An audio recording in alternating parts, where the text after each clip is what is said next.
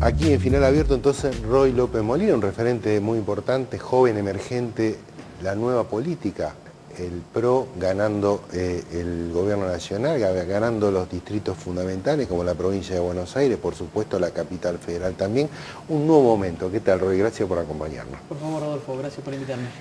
Bueno, todavía en el cuerpo las vibraciones de los últimos días, de ese triunfo tan importante, supongo muy celebrado, pero también supongo, lo veíamos a Mauricio Macri en estos días en alguna conferencia de prensa, decía, bueno, nos estamos preparando. Uno se pregunta, equipos, una palabra que utiliza mucho, pero la formación de equipos, trabajar en equipos. Y hay algunos equipos que todavía no se vieron. ¿Cómo ves que va a suceder en los próximos días el tema de la presentación de los equipos, la definición de cada área, sobre todo el área económica, ¿no? Macri definió que va a armar justamente ahí un grupo de unas 6 personas que van a tomar distintas partes del área económica y no va a haber un ministro de Economía cargándose sobre sí todo el nombre, ¿no? ¿Cómo ves la definición, sobre todo el tema de los equipos de gobierno? La verdad con expectativa, pero también con tranquilidad.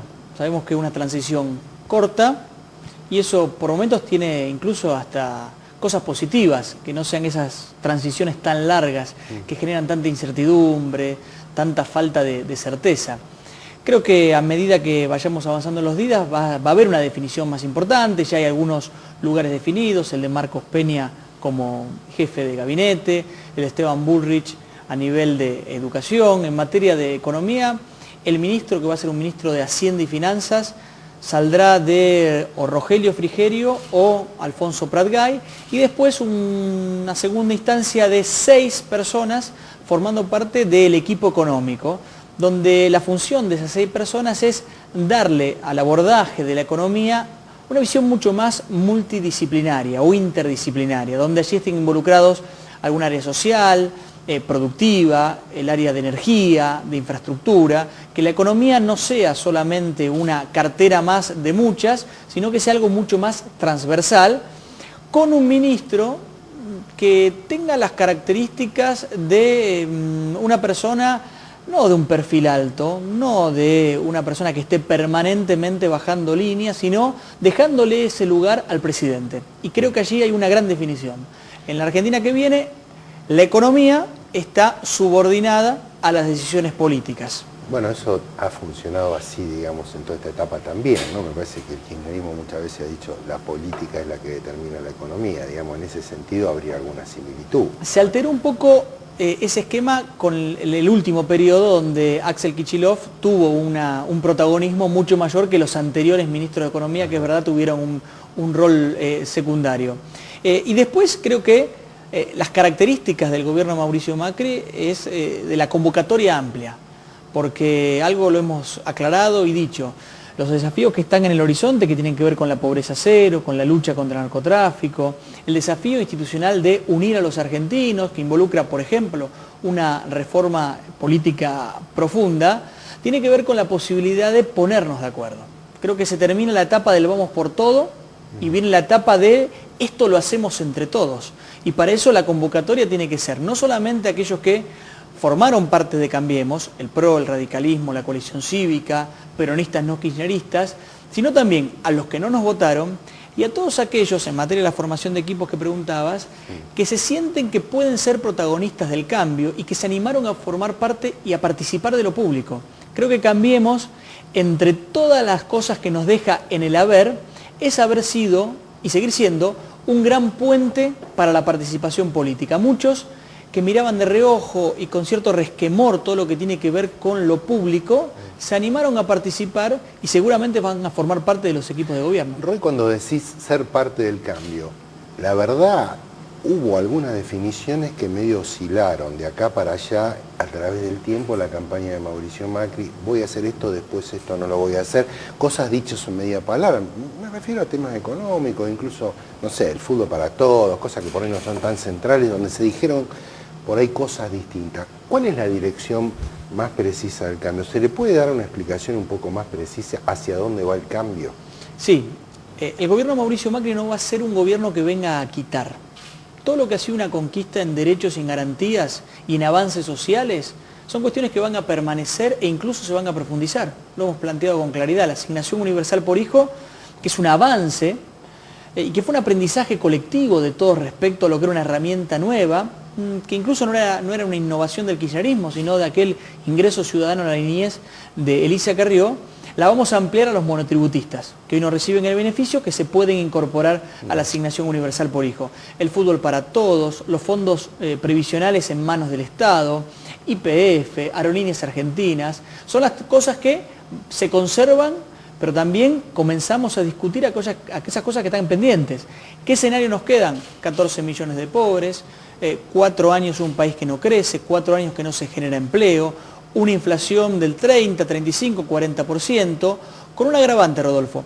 Las estadísticas y los parámetros respecto a la información pública de guarismos sensibles para la toma de definiciones políticas han sido o alterados o manipulados y necesitan una mayor claridad o sinceramiento.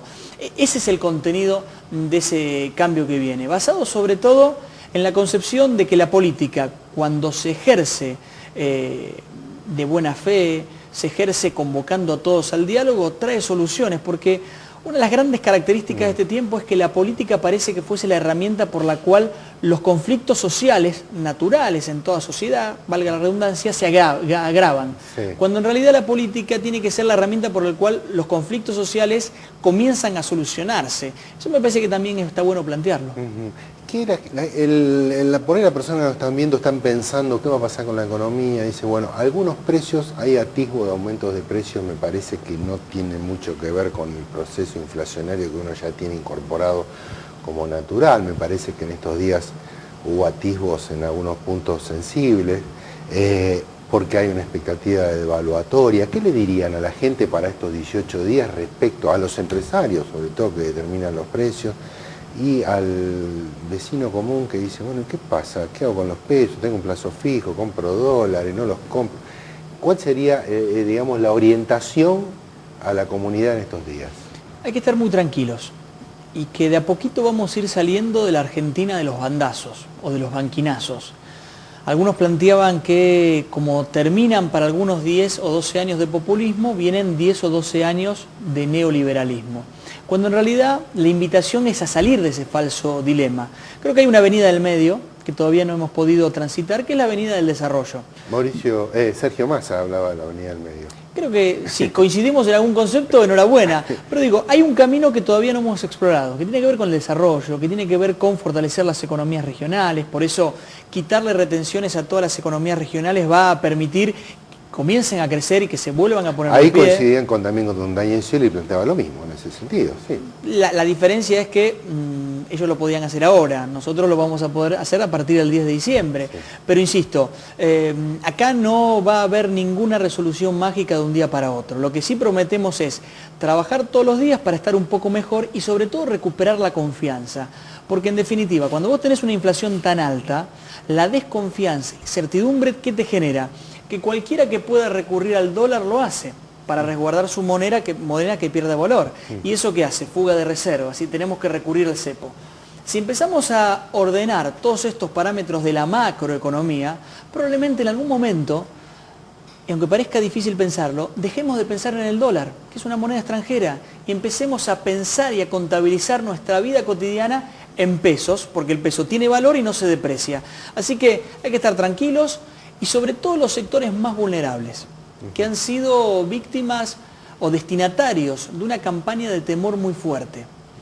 Nosotros en la Ciudad de Buenos Aires, que la gestionamos hace 8 años, no privatizamos nada y hoy podemos decir que el Estado está más presente que en el 2007, con centros de primera infancia, con urbanización de asentamientos irregulares, con Metrobús, con distritos tecnológicos, con lo cual queremos en el Estado presente, pero también en el Estado eficiente. La Ciudad de Buenos Aires, en parte coincido con lo que señalás, pero también está mucho más endeudada. Esto es verdad, digamos, hay una toma de deuda importante. Esta lógica se puede pensar para el gobierno nacional también. Digo, está bien, la administración local de la ciudad dice, bueno, esta toma de deuda tiene que ver con el desarrollo de determinada infraestructura. ¿Pensás que esta lógica puede ser aplicable a nivel nacional? Hay que abordar el endeudamiento en función de para qué uno se endeuda. Porque la provincia, vamos a la provincia, se acaba de endeudar para pagar gastos corrientes, que es un camino difícil porque en algún momento llegamos al abismo. Si uno se endeuda para pagar gastos corrientes, sueldos y demás, uno dice que no vaya a pagar sueldos, pero estamos en una administración compleja. Ahora, si uno se endeuda para hacer obras y encuentra mecanismos de financiamiento nacional, regional o internacional que te permiten hacerlo, eso no lo veo nada de malo, porque también sepamos que ese desendeudamiento que se intentó instalar a nivel nacional también trajo como contrapartida que la deuda que teníamos hacia afuera la permutamos por deuda externa e interna, en un contexto donde el mundo había mucha plata dando vuelta y uno podía endeudarse a baja tasa de interés y con condiciones bastante interesantes. Pero digo, si hay endeudamiento va a ser para las obras que se necesiten. Igualmente nosotros creemos que empezando a crecer del 0 al 4%, se van a generar los fondos necesarios para, sobre todo, empezar a equilibrar el país. Porque siempre el federalismo está en boca de todos, pero vivimos en un país tremendamente unitario y concentrado. Necesitamos equilibrar, por ejemplo, para que un chico que nace en Santiago del Estero o en Formosa no tenga 100 veces menos oportunidades de terminar la universidad que uno que nace en Rosario, o en Buenos Aires o en Santa Fe. Creo que ese equilibrio es también fundamental en cualquier gobierno que quiera proyectarse en el largo plazo. Está muy bien, se nos fue el bloque y te agradezco tu presencia acá. Gracias, Rodolfo, como siempre.